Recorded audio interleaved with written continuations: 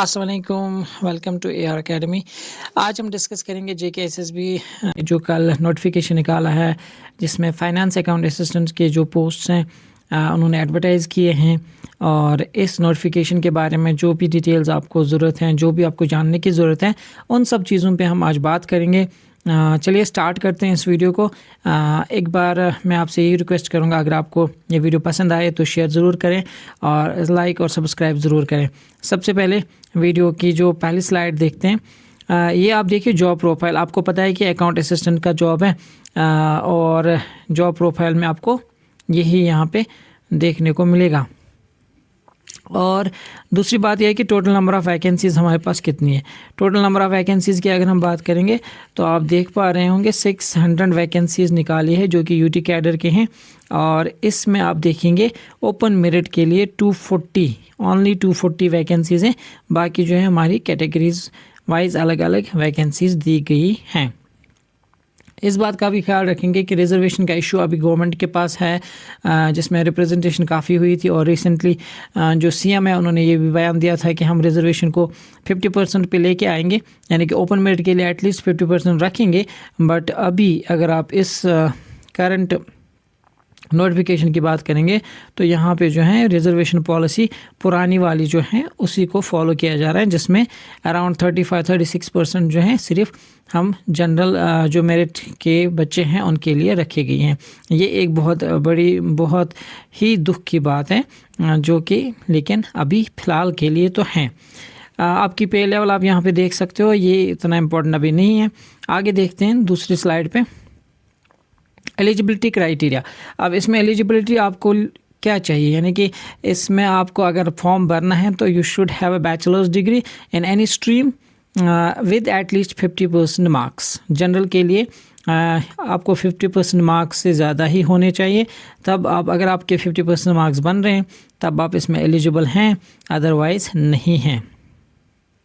यहाँ पे देखिए अब ये मेंशन किया गया है with at least 50% marks and 45% reservation के लिए। ठीक, एज लिमिट की बात करेंगे तो age on 1/1/2025 you should be up to 40 years of age. Open merit के लिए 40 ईयर्स, SC/ST वालों के लिए 43 एंड PW जो फिजिकली डिसेबल्ड होते हैं उनके लिए 42।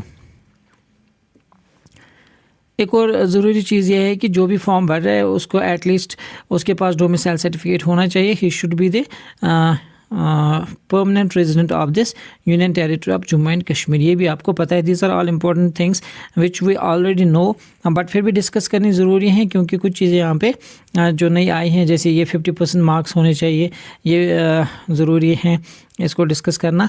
और इसी तरह से कुछ और बातें जो हम आगे देखेंगे। एप्लीकेशन विंडो, यानी कि आप कब फॉर्म भर सकते हो, 8 दिसंबर के बाद से आप फॉर्म भर सकते हो, जो कि पूरा रहेगा 6 जनवरी 2026 तक। यानी कि आपकी एप्लीकेशन विंडो जो ओपन होती हैं वो हैं 8 दिसंबर से लेके जनवरी 6 तक। और एप्लीकेशन फ़ीस की बात करेंगे तो जनरल कैटेगरी के लिए 600 रुपये फ़ीस रखी गई है, और SC ST EWS बाकी जो कैटेगरीज़ हैं उनके लिए 500 रुपीज़ फ़ीस रखी गई हैं। ऑनलाइन आप पेमेंट कर सकते हो with credit card, debit card और नेट बैंकिंग और using any UPI ID। So this is also important, remember this dates, this is very important actually, ये जो डेट है। देन और क्या है इसमें इम्पॉर्टेंट, एग्ज़ाम फॉर्मेट तो आप सबको पता है।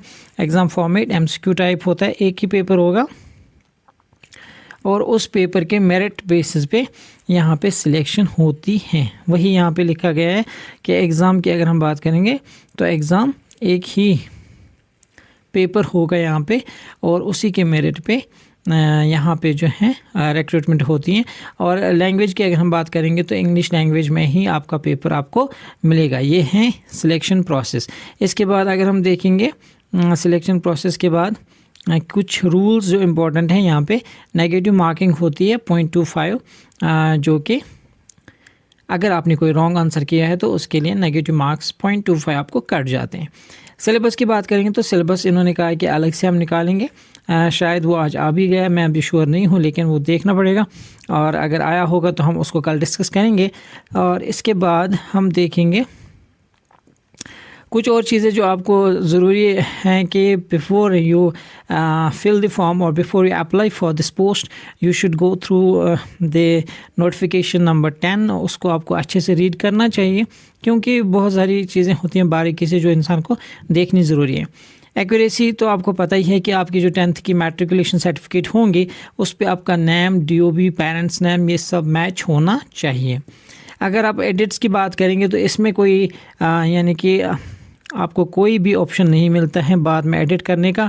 जैसा आप फॉर्म फिल करेंगे वो वैसा का वैसा ही रहता है। सो मेक श्योर कि आपको एडिट करने की ज़रूरत ना पड़े।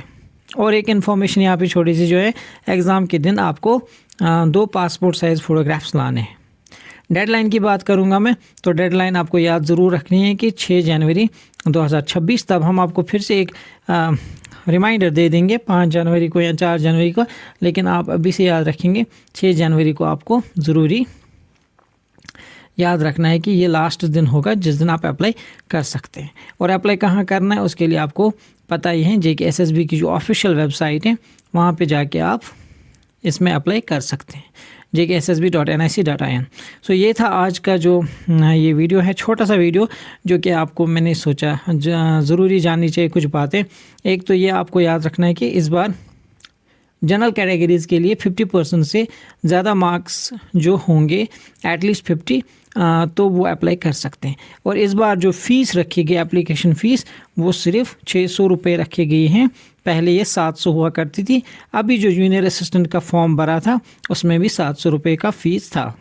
तो इस बार 100 रुपये कम कर दिए गए हैं। और एक बात ये आपको याद रखनी है जो कि डेट्स हैं जो इम्पोर्टेंट है। सो this is it from my side today. Will see you in the next video. Thank you very much for joining.